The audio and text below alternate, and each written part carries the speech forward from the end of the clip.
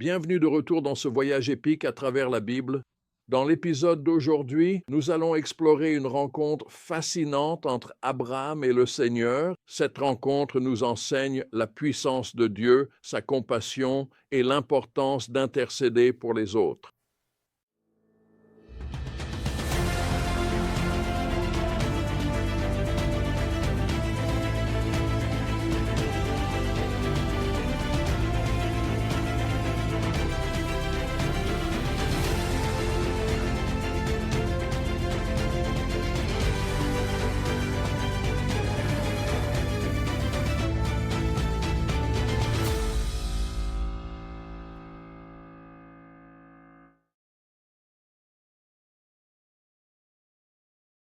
Le chapitre débute par une visite mystérieuse.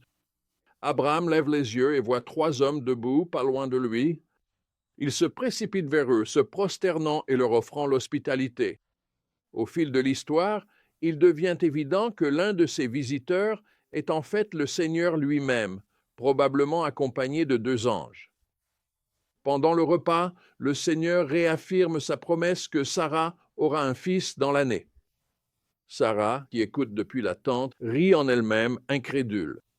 Après tout, elle est bien au-delà de l'âge d'avoir des enfants. Mais le Seigneur confronte son doute avec une question puissante. Y a-t-il quelque chose de trop difficile pour le Seigneur? Genèse 18, 14. C'est la première vérité essentielle que nous apprenons de ce passage. Notre Dieu est le Seigneur. Dieu est le Dieu de l'impossible. Aucune situation n'est trop difficile. Aucun problème est trop grand. Aucune promesse est trop extravagante pour qu'il puisse l'accomplir. Lorsque nous faisons face à des circonstances qui semblent sans espoir, nous devons nous rappeler que nous servons un Dieu qui est spécialiste pour accomplir ce que nous ne pouvons pas faire par nous-mêmes. Alors que le Seigneur part, il décide de révéler à Abraham ses projets sur les villes impies de Sodome et Gomorrhe. Le cri contre leur péché est monté jusqu'au ciel, en effet, et le jugement approche. Mais avant d'agir, le Seigneur invite Abraham à une conversation remarquable. Abraham, touché d'inquiétude, commence à intercéder. Genèse 18, 23 et 24 le décrit.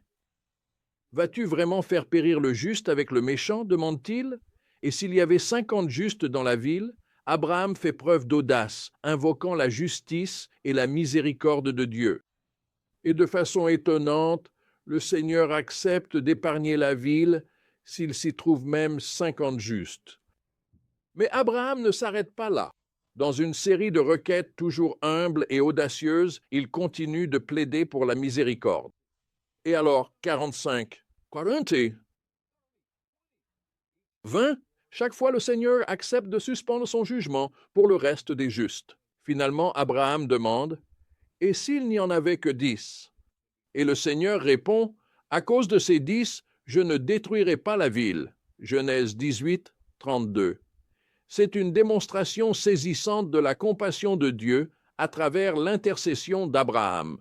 Cela révèle que le cœur de Dieu est toujours tourné vers la miséricorde et non vers le jugement. Il est tout à fait prêt à épargner, sans hésiter, toute une ville pour une poignée de justes. Cela montre la puissance de l'intercession, se tenir à la brèche pour les autres, plaidant en leur faveur devant le trône de Dieu. Cette histoire me rappelle un réveil remarquable dans le petit village de Kells, en Irlande du Nord, à la fin des années 1850. Tout a commencé avec juste quelques personnes.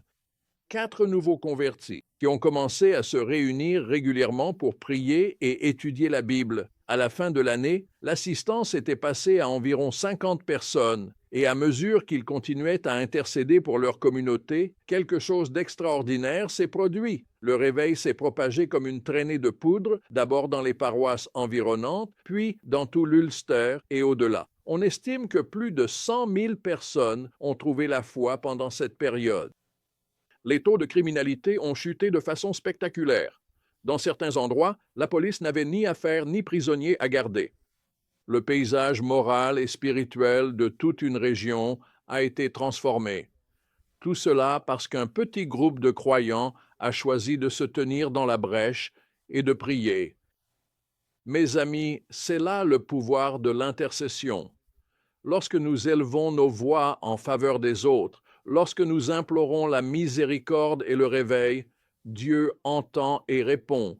Nous pouvons nous sentir petits et insignifiants, mais entre les mains d'un Dieu tout-puissant, nos prières peuvent changer le cours de l'histoire.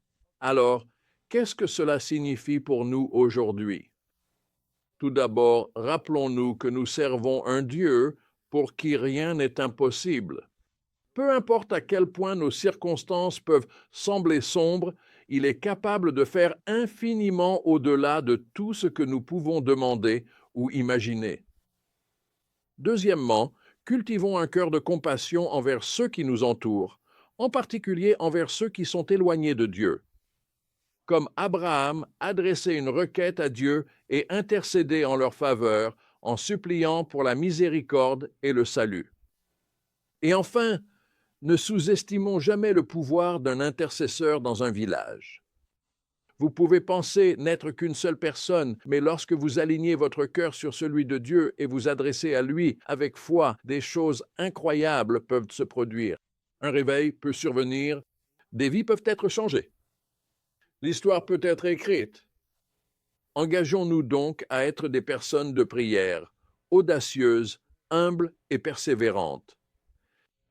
Tenons-nous à la brèche pour nos familles, nos communautés et notre nation. Et ayons confiance que le Dieu qui a répondu aux supplications d'Abraham pour Sodome est le même Dieu qui entend et répond à nos cris aujourd'hui. Maintenant, prenez quelques instants pour réfléchir et prier. Y a-t-il une situation dans votre vie qui paraît impossible? Présentez-la au Seigneur en vous rappelant que rien n'est trop difficile pour lui. Y a-t-il des gens dans votre entourage ayant besoin de la miséricorde et du salut de Dieu? Élevez-les dans la prière, intercédez pour eux avec compassion et foi. Puissions-nous être un peuple qui, comme Abraham, ose se tenir devant le Seigneur et plaider pour la miséricorde. Puissions-nous voir les impossibilités et les transformer en possibilités par la puissance de notre Dieu. Amen.